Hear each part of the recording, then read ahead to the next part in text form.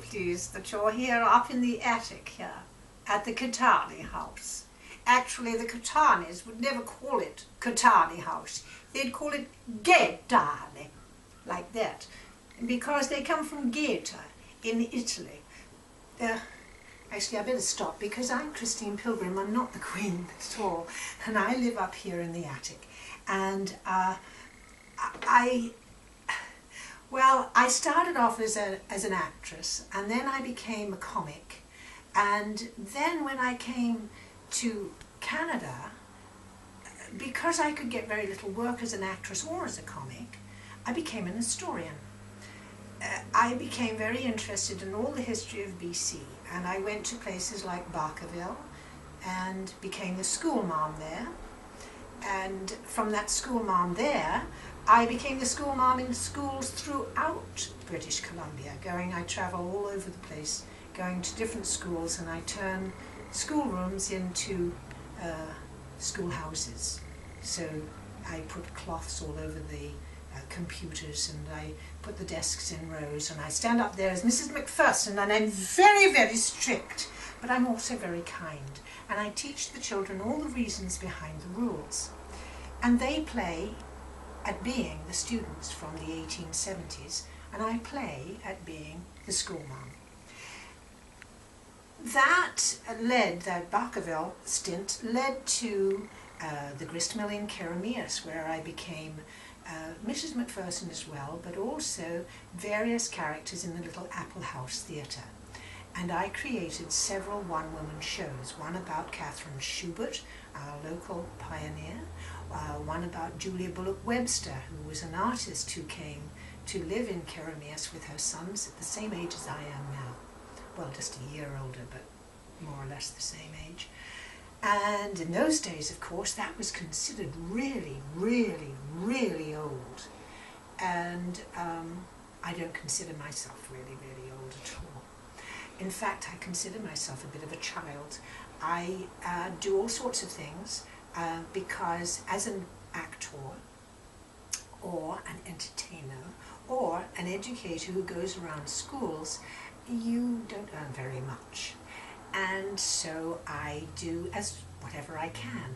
I have turned my hand to writing recently because as I'm getting old, as Julia Bullock Webster was, only a year younger of course, I found that I needed to think of something to have up my sleeve when I couldn't travel around the province with my various one-woman shows that I created at the grist mill in Keremeus.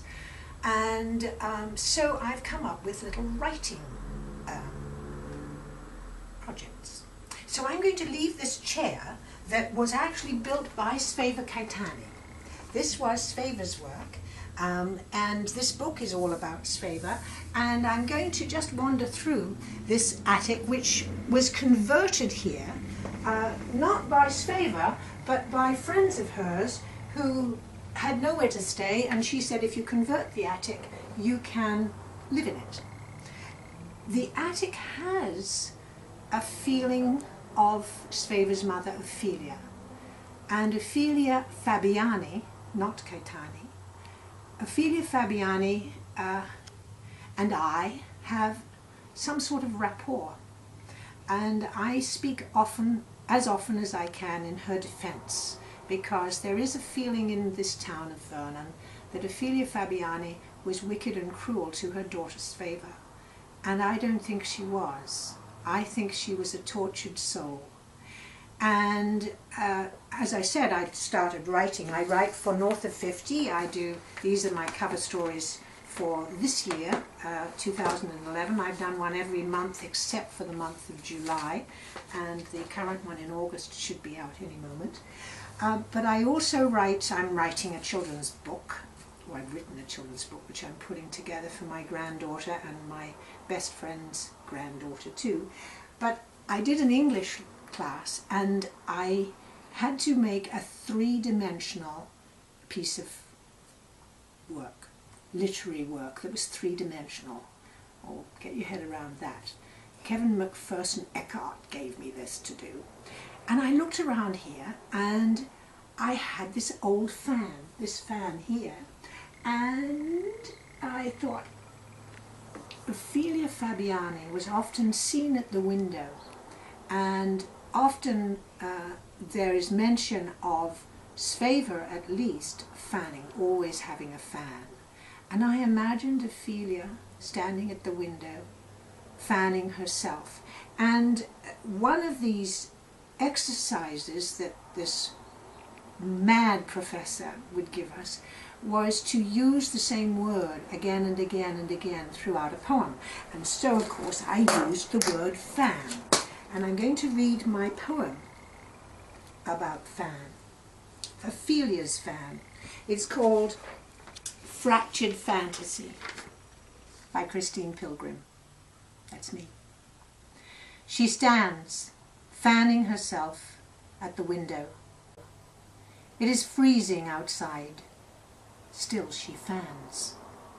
She fancies the snow-cloaked out buildings as scorched facades of old Rome, and the brown barren maples, fan-tailed lush palms of her love, Italy.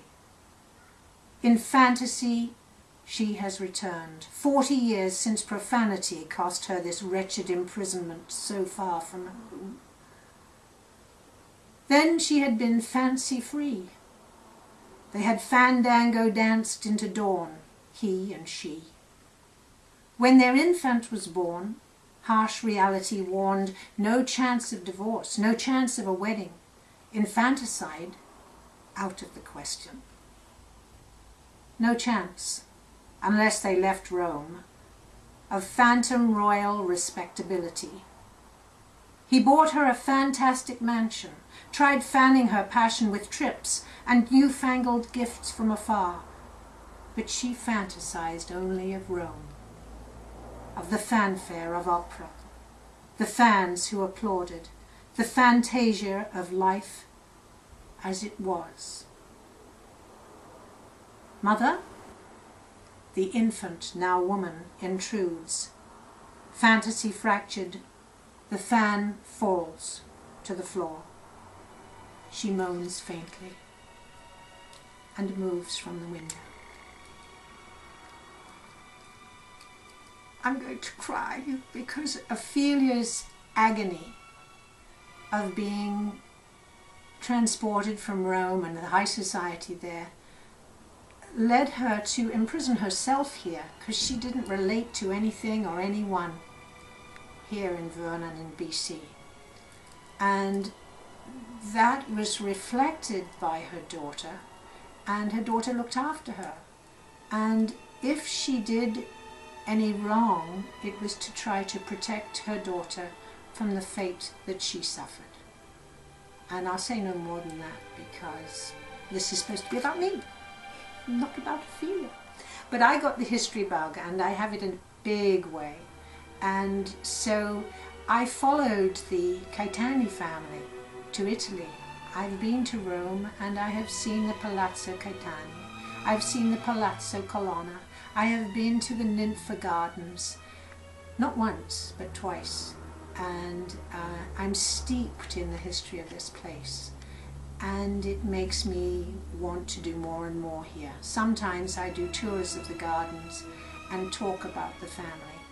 I used to do it as a character, Miss Yule, who was the, some say the servant, some say the governess, but she was the companion to Sveva Caetani. Not Sveva Caetani. She was later the companion to Sveva Caetani after her mother Ophelia had died, but she was employed first as the companion to Ophelia Fabiani. And I say employed loosely because she was never paid, but she had a roof over her head, she went on wonderful trips, and the wardrobe that she enjoyed was of the finest haute couture.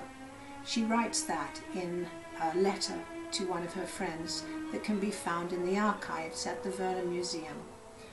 And see, there I go, on and on and on about history. I'll just go on and on and on. But history tends to fuel all the things that I do, except for a play that I've just written, and I was just talking about, called Can You Hear Me? And I have a passion for Palestine and the Palestinian cause, and so I wrote a play about some children in Palestine, because I also have a passion for children, and I work with children a lot because I find I learn the most from them. Oh, the Queen, of course. The reason for the Queen character that I introduced at the beginning of this is because I often go to Gallery Vertigo, which is a great little gallery here, and this August, on the 20th of this month, there is going to be an almost famous auction, and I am the auctioneer as Her Majesty Queen Elizabeth II. And of course I have to try at everything, and so I'm also putting in a painting. I know, it's wicked, isn't it? Well, you know my son Charles, he paints a lot, and so does my husband, did you know? Yes, they both do watercolours, but I'm going to try, I should try to do one of Favour's paintings, but I haven't. I've tried to do Emily Carr's tree, her famous cedar tree, and it's a shocking mess at the moment, but it's a work in process. So if you do come, please do bid, won't you, as high as you can on this. Thank you. Goodbye.